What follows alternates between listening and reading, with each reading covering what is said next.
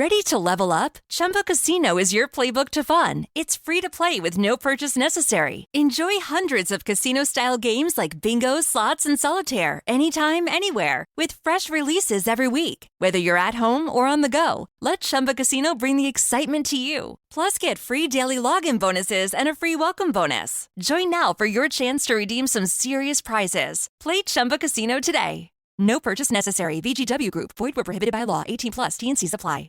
Your child has so much potential, but your local schools may not be right for them. Check out K-12. K-12 powered schools are accredited tuition-free online public schools for students in kindergarten through 12th grade. This is not your typical homeschooling. With state-certified teachers specially trained to teach online, your child will learn at their speed, at home, with innovative, engaging technology. Join the more than 3 million families who have chosen K-12. Go to k12.com/podcast today to learn more. That's k12.com/podcast.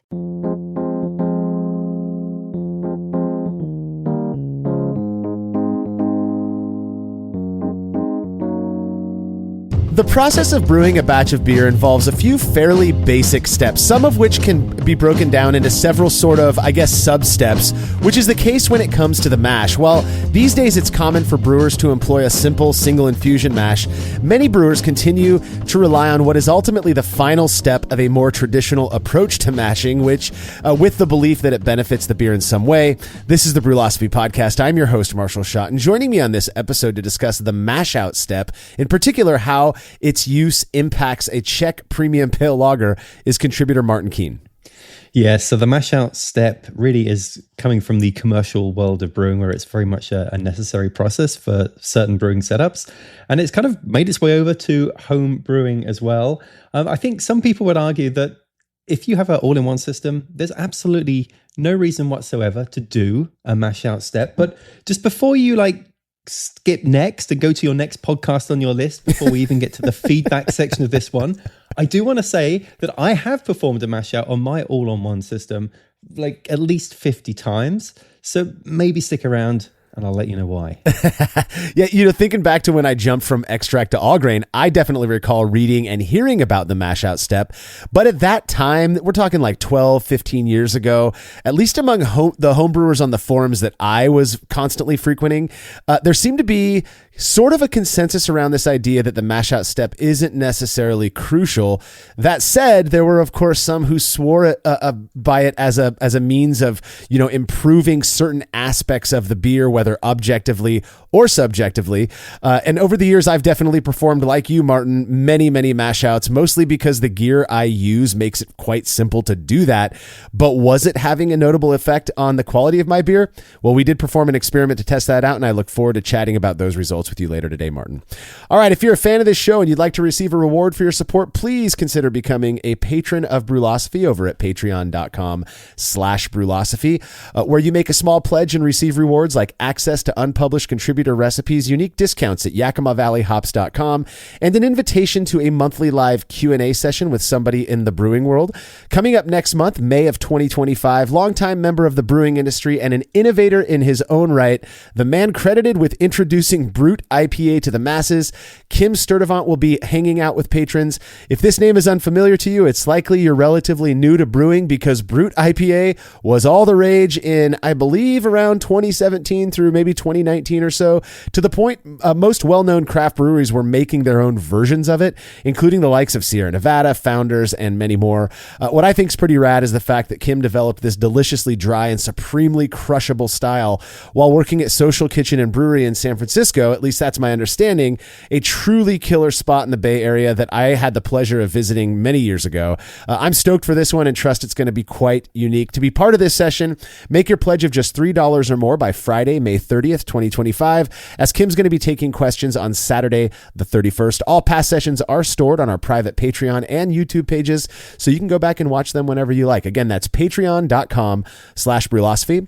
Another really easy way to support us is by using the links found at brewlosophy.com/support when you're shopping online. Your shopping experience doesn't change at all, and we get a little kickback for the referral. Feedback is brought to you by Clawhammer Supply, who offer brewers various options for high-quality, reasonably priced electric brewing rigs in various voltages and sizes.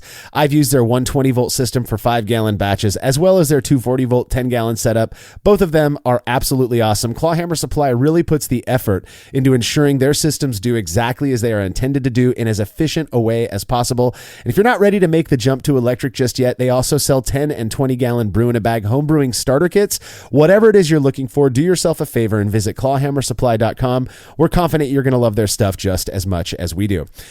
Listener Pator Jurek wrote in with some feedback after listening to our recent episode where we focused on step mashing in a Czech dark lager. And since we're going to be talking about another classic Czech style in this episode, I felt it was appropriate to bring up now.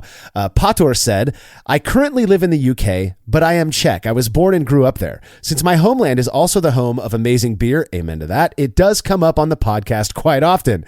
It slightly grates on my nerves when you guys pronounce it as Czechia with 2 CHs like in chess. Locals pronounce the second CH as an X, like in Scottish lock or German composer Bach. And I think the proper international pronunciation is supposed to be with a K sound like C in cold. Czechia, because it's the Czech Republic, not Chechnya. Martin, what say you? Look, I've made the mistake a million times. Now I know, and I appreciate the correction. How have you pronounced it? I'm not even going to attempt it.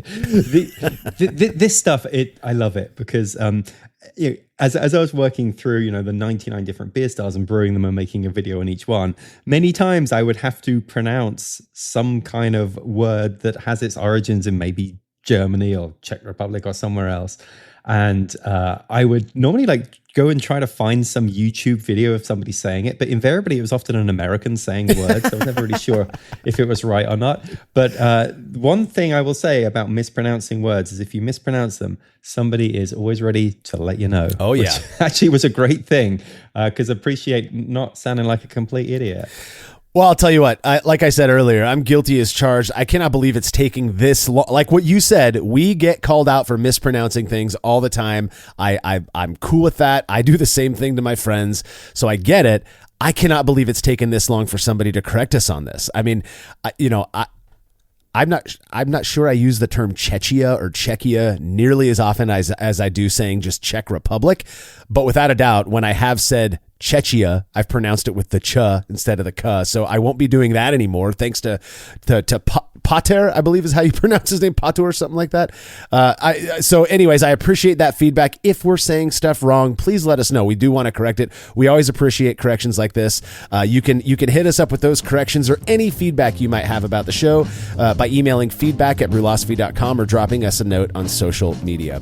All right, when we're back from this break, our focus will be on the Mashout step and its impact on Czech Premium Pale Lager, which of course comes from Czechia.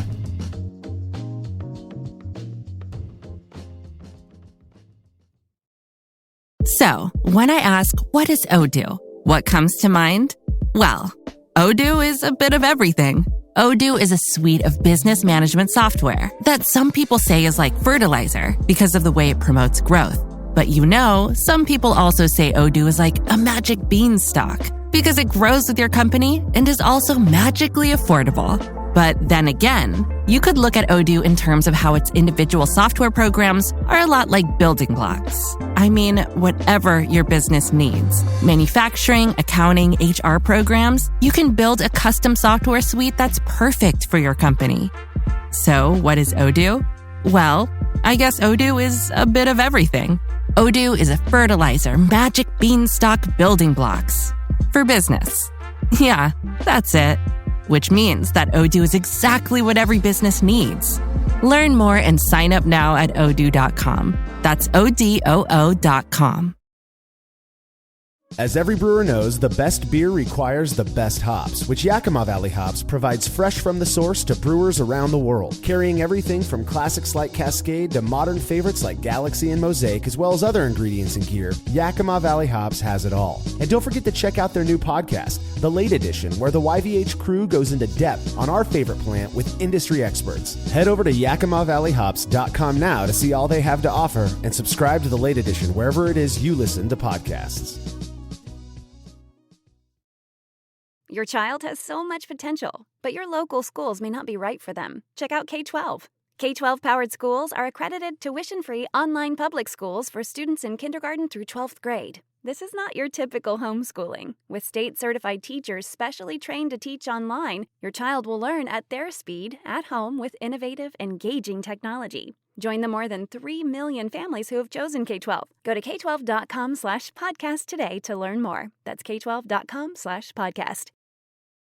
We all know that designing recipes is really fun, and doing it well is so much easier with good software. We at Brewlosophy recently made the switch to Brewfather, and honestly, y'all, we could not be happier. Brewfather utilizes the latest technology to bring you the most robust cloud-based recipe design software that can be accessed anywhere, on your phone, tablet, desktop, and even offline. It also works seamlessly with numerous third-party devices to make it easier to monitor every step of your brew. I know change can be difficult, but trust me when I say you need to go to brewfather.app today to try it out for yourself. That's brewfather.app.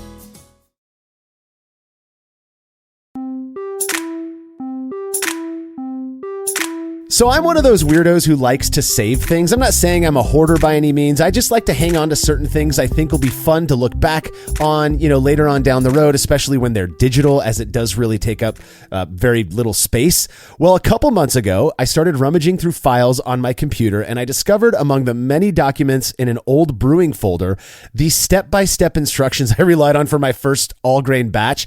I was the type of guy who, rather than just, downloading or printing off somebody else's thing, would kind of create this amalgamation of different stuff that I had read to try to really hone in on the best approach or whatever. Anyways, I found this step-by-step instructions.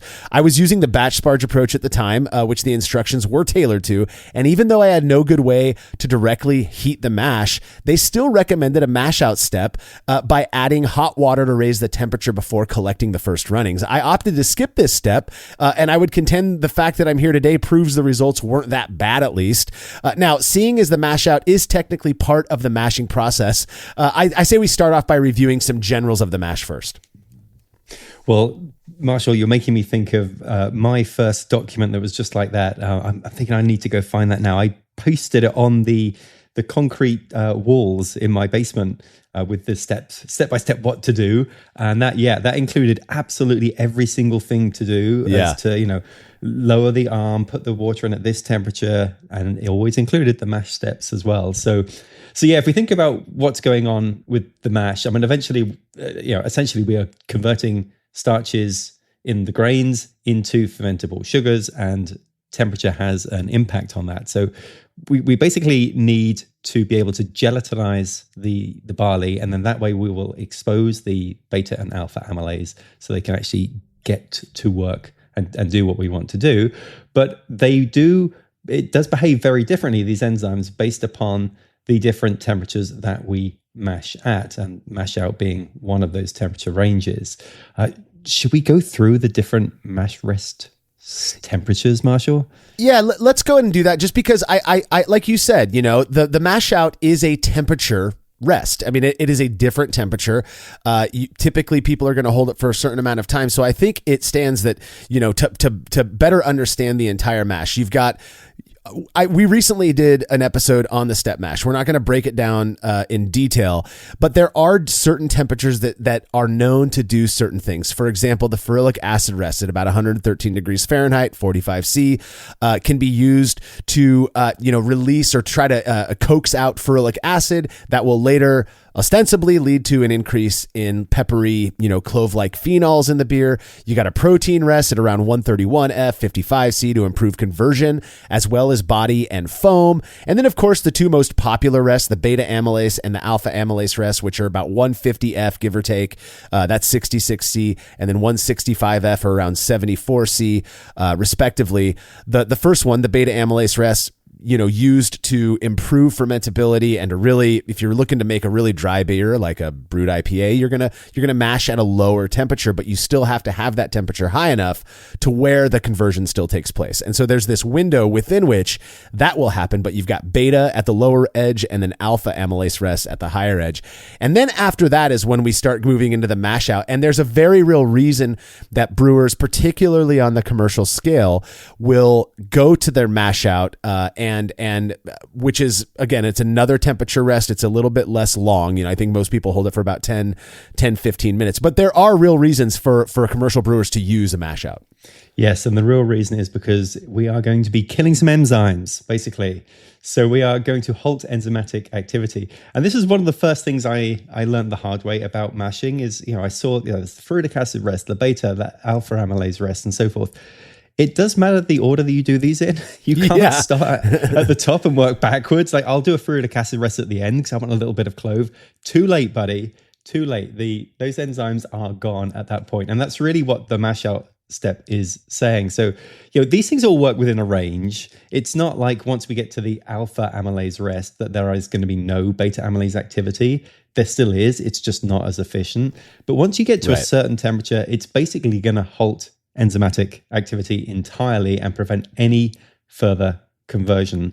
And that is by denaturing these enzymes. And that's typically done around 170 Fahrenheit or 77 Celsius. Yeah. So typically the way this works is you're wrapping up your mash rest wherever you have it. If it's a single infusion mash, a step mash, a decoction mash, you can still use a mash out with all of these different mashing approaches. You're just going to raise the temperature of that mash up to about 170 degrees Fahrenheit or 77 C, and you're going to let it sit for 10 to 20 to 30 minutes, however long you want to, so that it gives enough time for those enzymes to be denatured. And all that means is that they're going to stop doing the work that they were doing before. This is important for many reasons on a commercial scale. In part, and I think perhaps most importantly, is that it locks in what a lot of people will refer to as the mash profile or the sugar profile of the ultimate sweet wort. So if you don't do a mash out step and it's taking you 2 hours to lauter, right, to separate those grains from that sweet wort, well, what are those enzymes doing now that they're still sitting within their workable range? Well, let's not worry about that. Let's go and stop, halt that enzymatic activity altogether before we run off, before we collect that sweet wort for the boil. The other kind of side benefit to a mash out, the warmer that mash gets, the less viscous the liquid within that mash becomes. And so that makes lautering much easier as well. And I think that's probably a big reason a lot of brewers nowadays still rely on a mash out, is because, especially if you're doing like fly sparge or, I know people who do brew in a bag who find that if they raise the temperature of the wort, now again, these are anecdotal reports, but if they raise the temperature of the wort, of their mash before removing the grain bag, they actually get more, ultimately more yield in the total sweet wort volume. And I think that's kind of a neat idea. It's very easy to do. So whether it has like a real noticeable impact, just objectively, if it makes your brew day easier, it makes sense to do.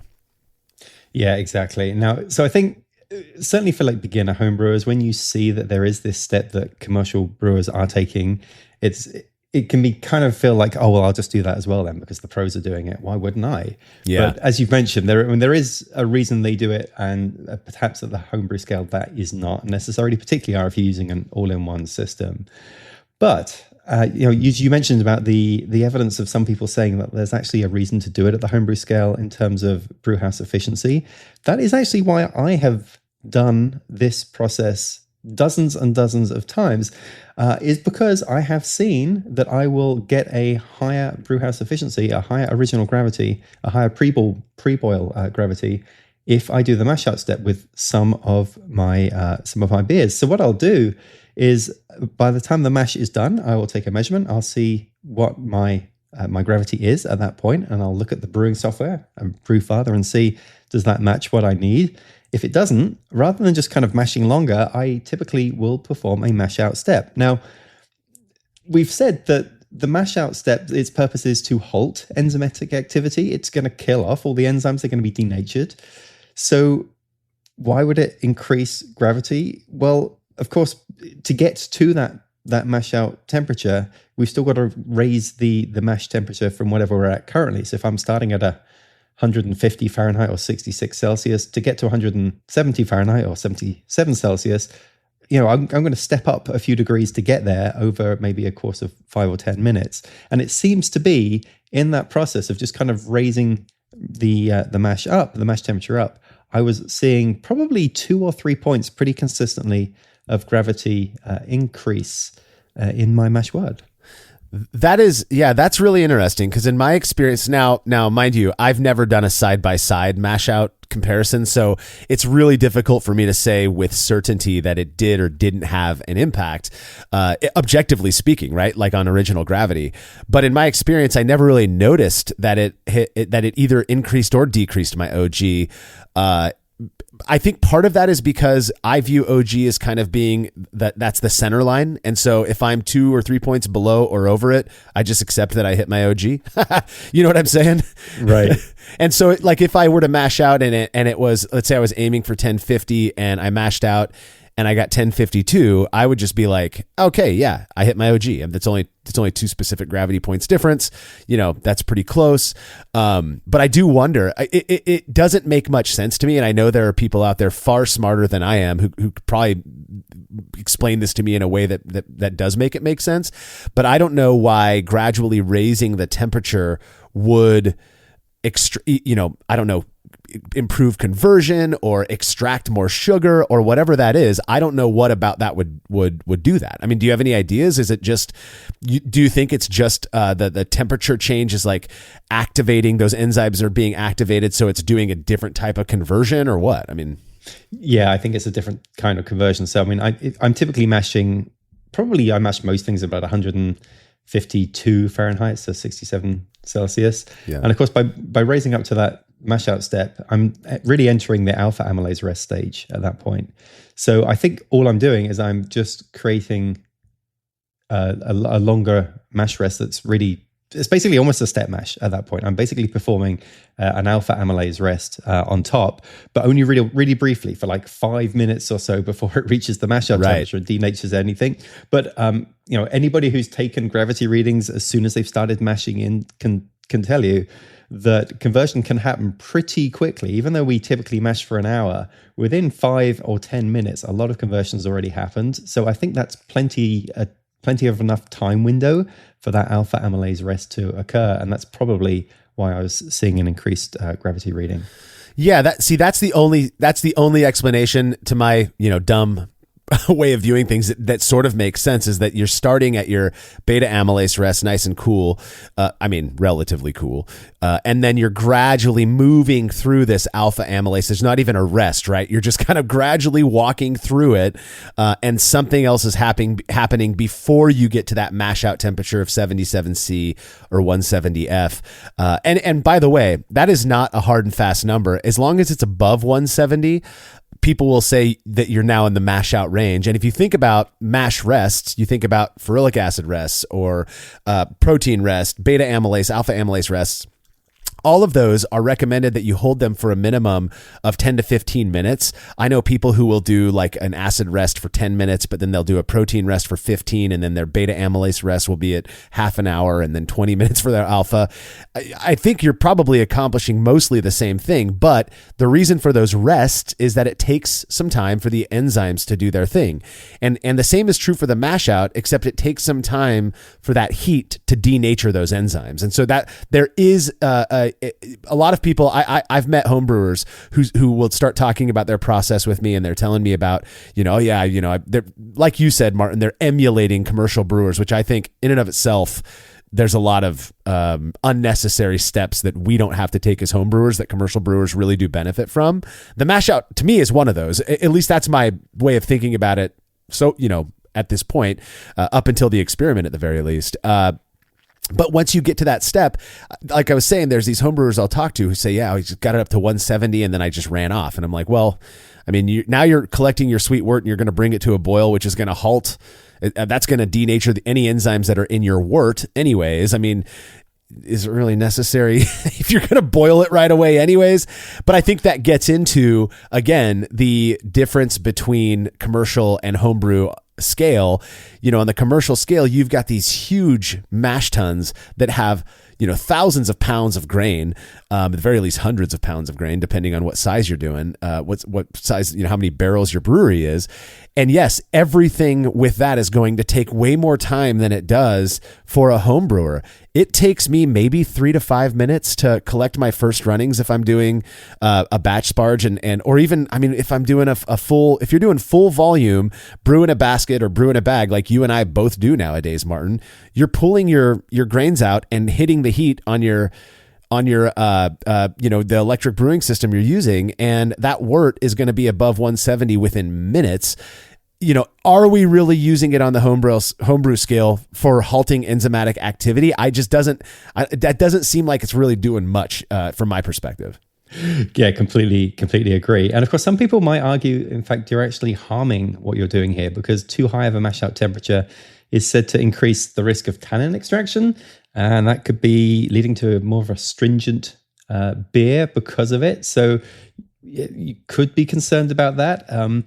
I think if you are somebody who likes to do a decoction mash, you may disagree about the fact that that tannin extraction is causing astringency. But yes, I think at around the temperatures we're talking about, 170 Fahrenheit, 77 C, you are a long way from worrying too much about tannin extraction. Well, here's the thing. Okay, in homebrewing, there are a lot of claims that people will make. Usually, it's like a kind of a mangled, minced up version of something that is true that they read in maybe a journal article or on Homebrew Talk or something, and then they go and they spout this stuff off as though it's fact. And I feel like the whole argument about tannins in beer, yes, you can absolutely have astringent beers.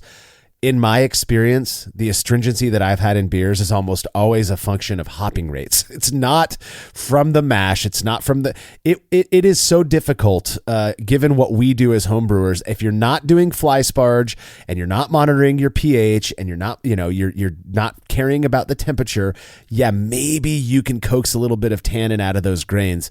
For most homebrew setups these days, it's almost impossible. You could squeeze the hell out of your brew in a bag, and you're not going to squeeze tannins out of the grains. That's not how it works. Tannin extraction is a function of temperature and pH. You really have to try. So I don't think that's much of a risk, at least on our scale. Again, on the commercial scale, you've got so many other factors to consider that if I'm a commercial brewer and I'm looking for consistency and I need, this is what people are paying me for, it needs to be what they expect, you better believe I'm going to take every effort to make sure that my customers are getting what they're paying for. And that would include a mash out to lock in that desired sugar profile. On the homebrew scale, again, from the end of the mash to the start of the boil for me on my 240 volt system is maybe 8 minutes. I don't need to lock in much of a profile there because it's going to be boiling in the same amount of time it takes for the brewer to walk up to the brew deck in a commercial brewery. You know what I mean?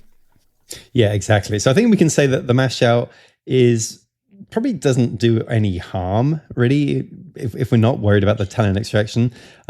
Outside of the potential for perhaps a little bit of an increase in OG, which I've been seeing by a couple of points on its way to the mash out, it's also not really expected to have any sort of perceptible qualities to the beer. It shouldn't really affect how the beer tastes. So kind of where we go into this from the theory perspective is you can do it if you want. Probably won't make any difference if you do, other than the time you spent doing it. Yeah. Well, I'll tell you what though, and you know this to be true. You've been on this side of things for a long time now, Martin.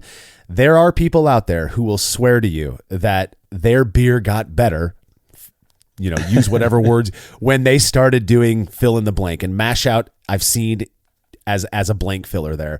It's just people feel, this is the psychology or the philosophy side of brewlosophy. People want to feel like the effort they put into stuff is meaningful. People oftentimes misuse the term cognitive dissonance, but this is really what it refers to. Is I've put the effort into doing this thing that really does feel kind of meaningless. Doesn't take much work, but it does require more time. And in order for me to feel like it's worthwhile, I have to believe it had some impact, right? Even if it doesn't, we will invent. That's just how human beings are. We will invent some sort of a meaningful impact that this thing that we're doing has. And I often think of that when it comes to the mash out, is that or particularly the people who claim that it has some, organoleptic. I've heard people say that it improves the body, that it improves mouthfeel, that you'll get better foam stability. I mean, all kinds of stuff where I'm going, yeah, but make that make sense. Let's piece this puzzle. Now, maybe on the commercial scale, again, there's a lot more that happens when you've got, a 40 barrel batch, mash in your mash tun that's going to be sitting there for a much longer time. Yes, I get it. There's quite a bit more that can take place there. For home brewers, though, we're turning this into a brews use episode, I understand, but this is one of those steps where I'm always like, man, it really does feel like we pulled this from the commercial brewers. People employed it because they want to feel like they're, a expert in their garage, if you will. But maybe it's not doing what they think that it's going to do, or what they believe it should do. I don't know. This is beginning to sound like the reason I bought a plate chiller, because I went to a brewery and saw they had a plate chiller. Like, amen. Wow. Oh my! The worst chilling device ever, right? You can't see on the inside. You don't know how dirty it is. They're a pain in the ass to use. I know. That's what a Mashout feels like to me as well. Well, let's just assume that after all of this talk, you decide you actually do want to perform a Mashout step. How would you go about doing it? Well, if you have an all-in-one electric system where you can directly heat the mash, it's pretty easy. This is the way I do it, is once you get to the end of the mash, then I kind of just gently raise the temperature. So on my claw hammer system, I will just raise the temperature up to about 168 or 170 Fahrenheit, 77 Celsius, and then just let it get to that temperature, which doesn't take very long, 5 or 10 minutes perhaps.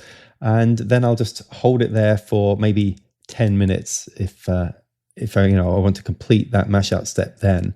Although generally the reason I am doing a mash out step is actually, I think I'm just doing a sneaky additional mash alpha amylase rest, to be honest. But if you wanted to do the real thing, that's you want to hold it there for at least 10 minutes, because as Marshall said, it's not like you hit the 170 Fahrenheit, 77 Celsius number and then magically the enzymes are all denatured. It takes a little while for that to happen. So holding it there for that sort of 10 minutes or so is a good practice.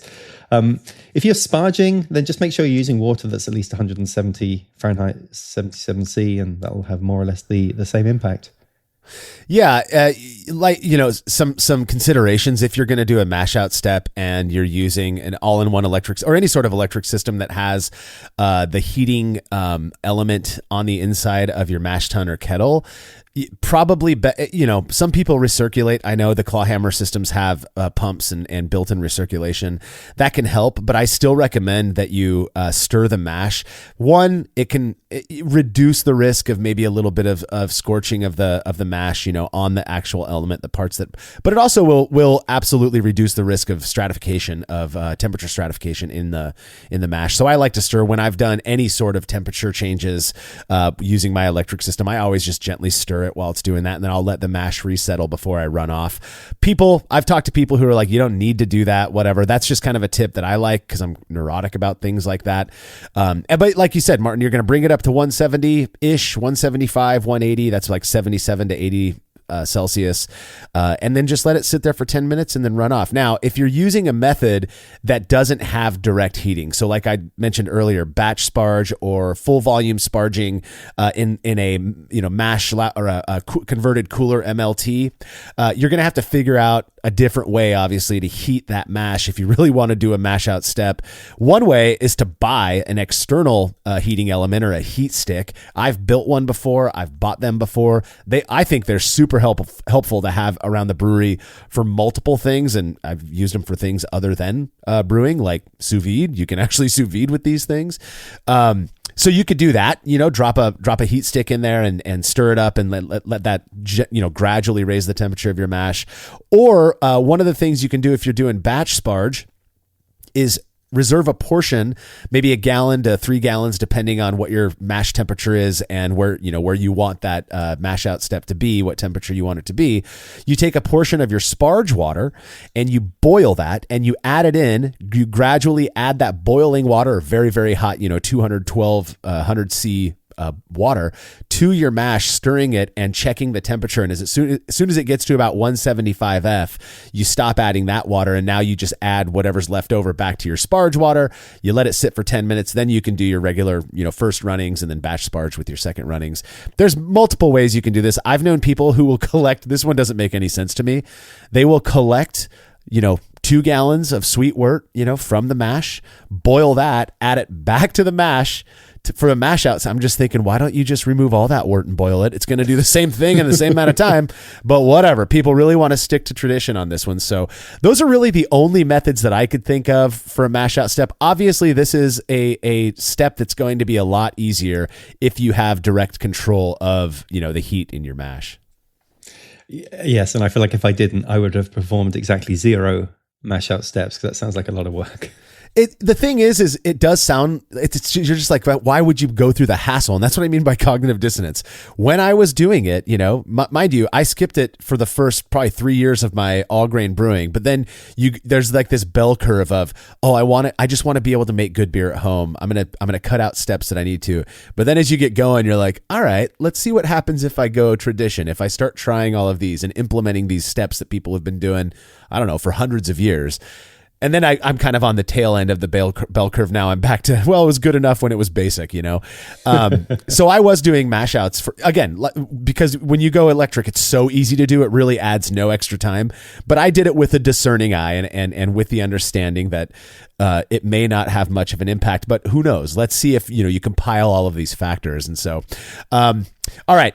We in the next segment, we are going to talk about the experiment, which did focus on a Czech Premium Pale lager. So just so we don't, neglect this beautiful style of beer, let's talk a little bit about that and how we think a mash out step may or may not impact this style. The BJCP describes Czech Premium Pale lager as a refreshing pale Czech lager with considerable malt and hop character and a long finish. The malt flavors are complex for a Pilsner type beer. The bitterness is strong and clean, but lacks harshness, which gives a well-balanced, rounded flavor impression that enhances drinkability. This is probably one of my top 5 favorite styles of beer. Oh, I'm ready for one right now, just listening to the BJCP description there. So we're talking about like Pilsner Urquell or something like that on the commercial side. So what would be the benefit of a mash out in a Czech Premium Pale lager? I would expect to see you would possibly bump up the original gravity. That has been my experience with this.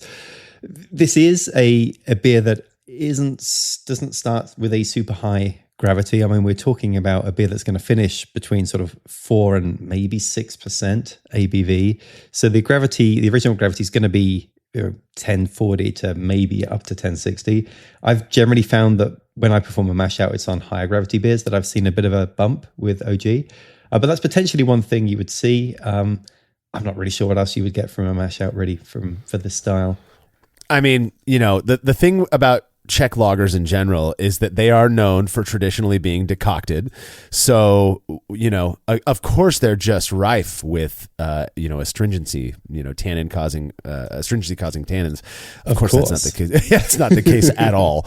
But I don't know if you're mashing out too warm, maybe you'd expect, at the very least, higher OG, like you said, maybe a little bit more wort yield because of the reduced viscosity. But other than that, I just don't think there's much of a perceptible difference. But because of the fact that, it is a step that some brewers swear by, we couldn't help but put it to the test. Now, like I mentioned earlier, I have performed a number of mash outs over the years, and I can't say I've ever noticed much of an impact, if you can't tell, whether on an objective level, like for OG, or perceptible aspects, good or bad. For this reason, my standard method does not include a mash out step these days, but perhaps I'm missing out on something. Well, a few years back, Brewlosophy contributor Phil Rusher performed an experiment to see what impact a mash out has on a Czech Premium Pale lager. Results when we're back from this break.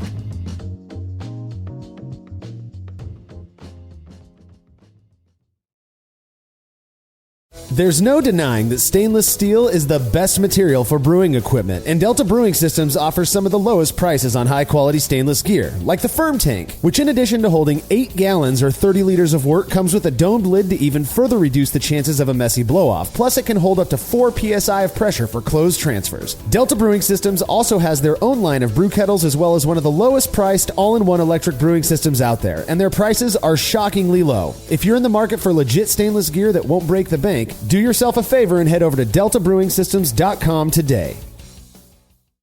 Imagine you're a business owner relying on a dozen different software programs, each one disconnected, more expensive, and more complicated than the last. It can be incredibly stressful, right?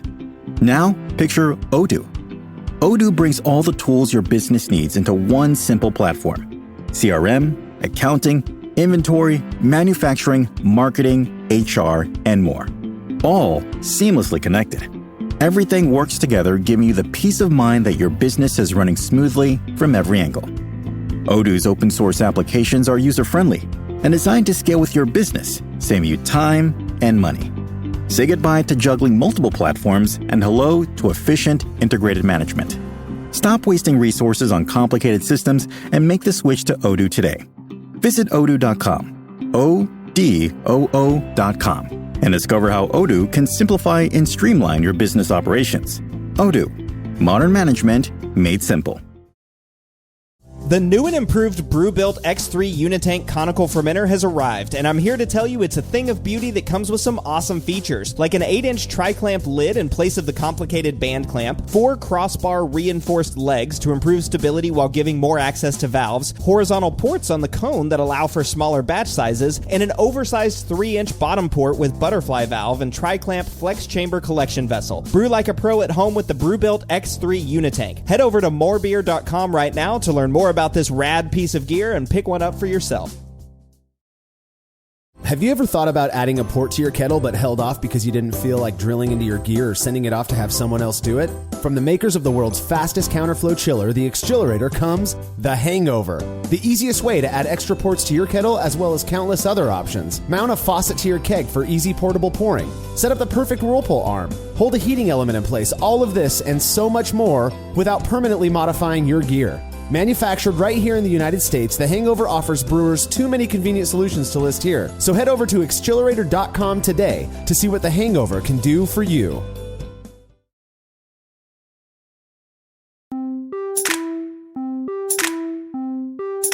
I may not personally see the value in a Mashout step, at least based on my own anecdotal experiences, but I absolutely love Czech Premium Pale Lager, and considering how easy it is for me to perform a Mashout on my current rig, if it has even a small positive impact, I'd probably change my ways. Well, past contributor Phil Rusher was curious about this method, and he put it to the test. Yes, so what Phil did here is he brewed 2 batches of Czech Premium Pale Lager side by side, so 2 5-gallon or 19-liter batches. And in terms of the recipe, super simple recipe for this. So it's really just Pilsner malt, makes up 90%, so Mecca grade estate Pilsner malt, and then 10% Munich malt, and that was it. So one of the great things about this style, it's super simple fermentables into the beer. So he set up his 2 5-gallon vessels and then performed a single infusion mash on both of them for 60 minutes at 151 Fahrenheit or 66 Celsius. So the mash out was performed at that temperature, and that's when we bring in the variables. So for one batch, the control batch, the grains were immediately removed at the end of the mash rest, and then Phil proceeded to sparge. Which was, he's using a grain father system, so hot water was kind of run over the spent grains into the kettle and the wort was heated up. So basically no mash out step there. And then for the second batch, once that 60-minute mash rest was complete, he then set his controller to 175 Fahrenheit or 79 Celsius, so kind of overshooting to make sure we get at least beyond 170. And then it took 15 minutes to get from the original mash temperature, which was 151 or 66 C, to the 175 or 79 C, at which point the grains were removed and then the same sparge process was performed. So What do you think about that process, Marshall? Yeah, well, so we took some time designing this one because, and there was a reason we settled on 175F. Is the Grainfather is a 120 volt system, so it's going to take a lot longer to heat that temperature up. And so what we did was, he didn't want to just stop it at that 170 for fear that it might drop down below that, and we wanted it to be as clean as possible. And understanding that a mash out step can actually be, there are people who will say bring it to 177F, which is about 80 C. What we decided to do was kind of time how long it took from 170 as it was going, and it was about 15 minutes between, or I think it was something like 9 minutes between 170-ish and 175-ish. So what we decided to do at that point was, all right, the mash out step has actually effectively been completed. So let's call it 175. He removed the grains, did the same thing with the sparge. He had just enough water, sparge water, same amount as he did for the control batch, ran that over the spent grains, and then proceeded to boil. So everything was more or less identical between these batches, with the exception of one of them being held between that 170 and 175 degree Fahrenheit range, which is 77 to 79 C. So at this point, I think it's clean. This is a valid test of the variable that we're focusing on.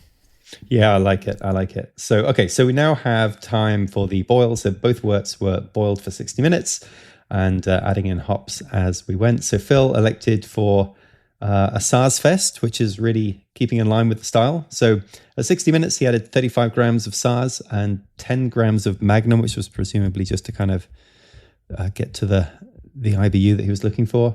And then at 30 minutes, another 35 grams of Saaz, 10 minutes, another 35 grams, and then flame out an additional 35 grams. So that's a good amount of Saaz in the beer. And he was looking here at a recipe of, let's see, what's the IBU? Around 40 for this. Yeah.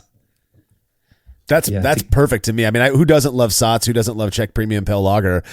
This is the kind of hop schedule that I'm going to be going with. I don't know about the flame out. I know a lot of people are doing that, or were doing it at the time of this. This was a few years ago that he performed this experiment just to increase the presence of that Saaz, that beautiful Saaz hop character, in the beer. I've made beers like this. I've had them. They're absolutely delicious. I don't think that pushes them out of style by any means. No, the more I brew, the more I'm realizing the value of flame out additions, because you do just keep the aromas of the hops there. And even if the style doesn't call for it, I'm often putting in a flame out step as well now. Yeah. Okay, so at this point, we get to actually take our first kind of objective measurement to see if there was a difference between these two batches, bearing in mind that the variable has been introduced. So after the boil, the wort was chilled, and then equal volumes were transferred to sanitized fermenters where we could take an original gravity reading. Now, as I've said, in my instances of performing a mash out, I found that when I take a measurement before performing the mash out, and then I take a second measurement after the mash out has completed, I typically will see a bump in gravity by 2 or 3 points. What did Phil see? Well, one batch came out with an OG of 1.061, and the other batch also had an OG of 1.061. No difference.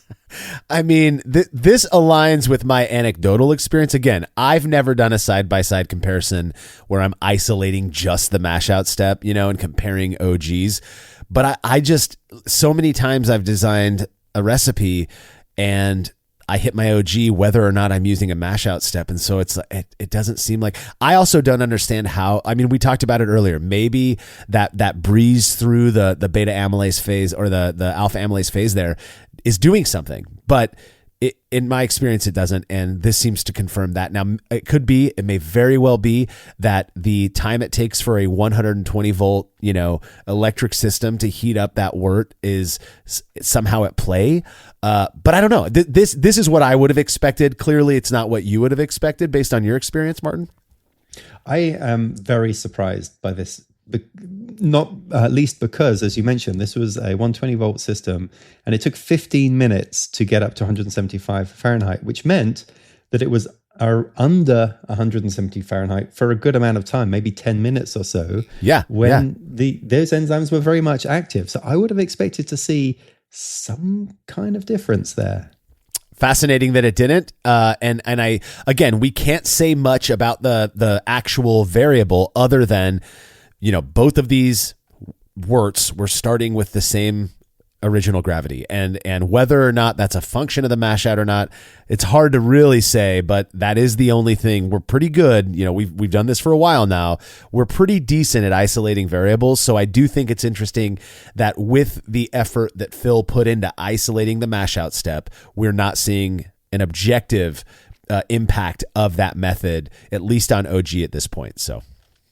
Right. So at this point, the worts were allowed to chill in a chamber before adding a starter of Imperial Yeast L28 Urquell. Okay, so keeping this authentic here. Split between the two batches. The beers were then fermented in a chamber controlled to 66 Fahrenheit, 19C, for almost a week, for 6 days, at which point the activity was basically absent, and Phil then pulled out his hydrometer measurements again to see what the final gravity was. Now, I don't know if you'd expect to see any kind of difference in final gravity. Maybe because we performed an alpha amylase rest, you might see a slight difference perhaps. But in this case, the standard and the Mashout batches both had the same final gravity of 1010 as well. So still nothing to tell these beers apart. The beers were then transferred to CO2 purged kegs, placed on gas in a Keezer, where they were left for an additional week of conditioning, then ready to serve to tasters. So I want to, it's well known that warmer mash temperatures are going to reduce fermentability. The fact that both of these beers were mashed at 151 degrees Fahrenheit, that's fairly low. That's your beta amylase range right there.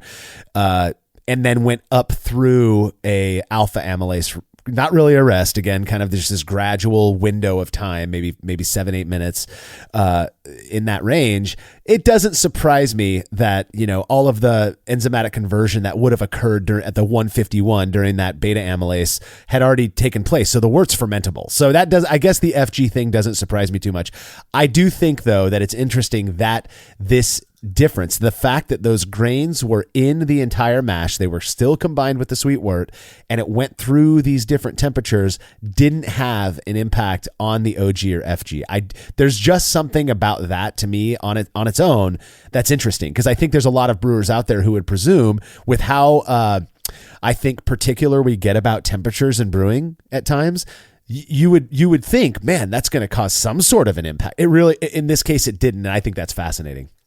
Yeah, absolutely. So okay, from the numbers, we cannot tell the difference between these beers, but right now we're interested in perception and can we taste a difference? So we've got a picture up on the website. I'm looking at it here of the two beers side by side, and the first thing we always do is take a look at them and see, is there a perceptible difference to these? Well, they're both pale straw colored, which is exactly what we'd expect based on this grain bill.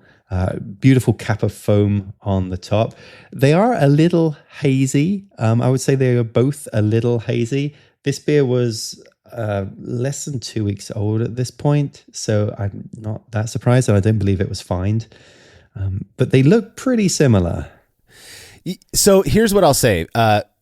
The beers that I'm looking at right now look mostly the same. Okay. The Mashout beer does seem ever so slightly clear. That could be a matter of lighting. It's not enough to convince me that it had an impact on appearance. Now, we don't, when we're serving these beers to blind tasters, we do not, the one element of perception we don't ask them to judge the beers on is appearance. Anybody could tell a beer apart, based on how they look. If the Mashout beer produced a crystal clear beer versus the non-Mashout one still being as hazy as both of those beers are, which they're not bad, I would start doing a Mashout every single time because I love clear beer. That would be more than enough to convince me that is a worthwhile endeavor to raise the temperature of my mash at the end of the mash rest so that I could improve the clarity of my finished beer. In this case, even if what I'm seeing is true, that there is slightly more clarity in the Mashout beer, it's just not enough to push me over the edge of thinking that is a worthwhile thing to do. Yeah, and I'm really not sure. So we're looking at these pictures. These are two beers placed on a wooden post or something, and they're outside. And it does look like the Mashout one, which is slightly clearer. But I think if you switch the order of those up, they might look you might think it the other way around. So I'm yeah, I'm the sun is convinced, kind of right. The sun is kind of positioned in a place where you're like, maybe that's the reason it looks this way. It could be condensation. Regardless, I'm going to go ahead and say that they basically look the same, right? Yeah, I think that's fair. So, okay. So now, before we take this to a panel of tasters, we like to have the brewer themselves actually see if they can pick the beers out. So basically conduct a personal triangle test. And because the brewer knows the variable, we consider these semi-blind triangle tests, which means unlike everybody else where we get just one, you get just one go at it, we get to do it multiple times. And Phil took the test 7 times. Now, I'm always curious to know what the brewer's kind of bias is going into this. And I know from the website that Phil said that he, coming into this, he was not personally convinced that a Mashout had any perceivable benefit at a homebrew scale. So he kind of went into this thinking they're probably not going to be able to tell a difference. And that always makes me wonder if that means, he's going to end up kind of confirming his own bias or not. So in this case, Phil took the triangle test 7 times and he was correct just 2 out of 7 times. And Phil says to him, they were perceptively identical. They both had a solid malt flavor and supportive herbal hop character, no off flavor. So to him, these were the same beer. Yeah, so a couple of things just based off of what Phil, got out of this his series of triangle tests. One, he could not tell them apart. They, at least from aroma, flavor, and mouthfeel.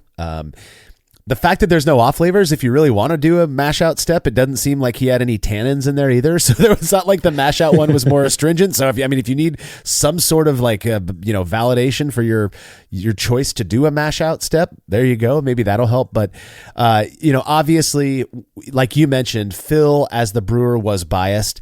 I've talked about this in the past. The only reason we do our own impressions is because people who are reading the articles 8-9 years ago were asking about it. So we decided to include it. That's not the science though. We do that purely because people wanted to see it. I guess it's kind of helpful because it gives you the perspective of the brewer, the biased brewer.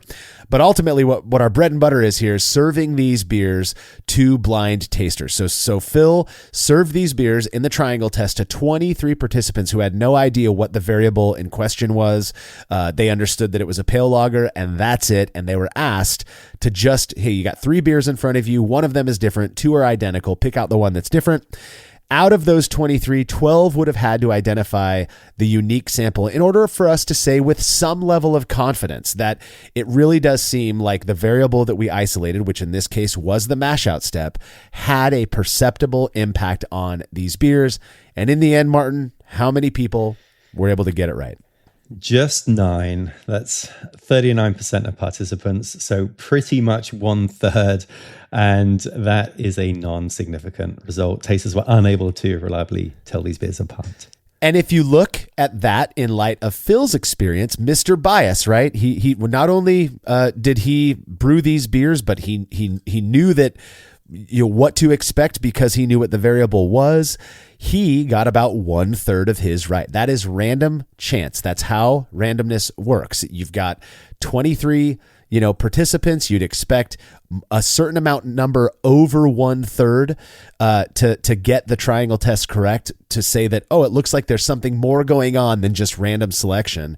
In this case, it was just about 1/3 who got it right. And I think that lines up well with Phil's experience. And I'm not going to lie that it validates my own personal experience that a mash out step really doesn't, at least on the homebrew scale, really doesn't seem to have much of an objective or subjective impact. Now, I will say, if you are a brewer who is relying on continuous sparge or the fly sparge method or whatever method you're using where you have found that you consistently get some improvement, whether it's higher OG or you're locking in some sugar profile, the beauty of these results is that it also seems to show that it doesn't have a detrimental impact on the flavor or the perceptible qualities of beer either. So, you do you. It's just that arguments that it's going to somehow have a massive improvement in some way on the homebrew scale, this does not uphold, those claims. Yeah, in defense of Mashout, though, I mean, I started the episode by saying have done a lot of Mashouts. This is a relatively low gravity beer, not that low, actually. It ended up coming in around 6%. But I found that there was a bit of a difference, particularly with the higher gravity beers, that it did improve the mash. And I got a couple more points from it that way. That said, I mean, I haven't done a side-by-side like Phil did here to see if there's actually any perceptible difference in that beer. I just got a different measurement on my hydrometer when I did it with that higher gravity beer. Yeah, so we're gonna move into reader comments, and in part because the first one comes from Jin Bain, who says, "In my experience, the mash out step seems to make a positive difference in mash efficiency when doing brew in a bag." You are not the only one, apparently, Martin, who has experienced this increase in conversion efficiency, or mash efficiency, as Jim Bain puts it, when doing the mash out. I have not seen that. At least, again, in non-side-by-side, just anecdotal observations, I have not experienced really much of, I didn't notice anything when I do these mash out steps. Maybe I'm doing it wrong, though. It's a pretty simple process. I don't know how anybody could screw this one up. Jim seems to have the same experience you do. Yeah. But I think when we're getting that difference, we have to sort of say what is causing it, right? And effectively, I think what we could probably agree is we're just performing a bit of an alpha amylase rest at the end here. So yeah. Do we want those long chain sugars? I mean, that's what we're basically introducing, those long chain sugars into the mash by doing that mash out stage. And depending on what the beer is we're going for, maybe we did or we didn't want that. So just because we got a couple of extra points, that doesn't necessarily make it a good or a bad thing. Yeah. That's a good point. It's not like we need to judge the impact of this. Whatever it just is what it is, I suppose. Which I hate that saying, but the mashup again, Jim, your experience apparently is not isolated. Other people have that. Final comment comes from Andrew Tucker, who said, "It always struck me funny, the whole extracting tannins over 170 degrees thing. You'd think if that were the case, that beers made with a decoction mash regime would be the most tannic beers ever." Amen, Andrew. I talked about it earlier. I kind of got on a pedestal about it. This whole thing, brewers love to sound smart, and I think I shouldn't isolate that to just brewers. People really want to sound like they know what they're talking about. And I think it's part of the reason that, it's a whole Dunning-Kruger effect, right? You get new brewers and they're in for about 6 months and they seem to be the masters of detecting diacetyl and DMS, Same thing with the tannin thing. Oh, you don't want to sparge at this temperature. You don't want to do this. You're going to get an astringent beer or whatever. And then at the tail end of it, when they're drinking the beers and they're evaluating them, you have those friends who always point out the same three things, mistakes in every beer that they drink, even if they're not there. They're doing it because it feels good. And I'm not afraid to admit that. I'm a psychologist. I'm allowed to talk about things like that.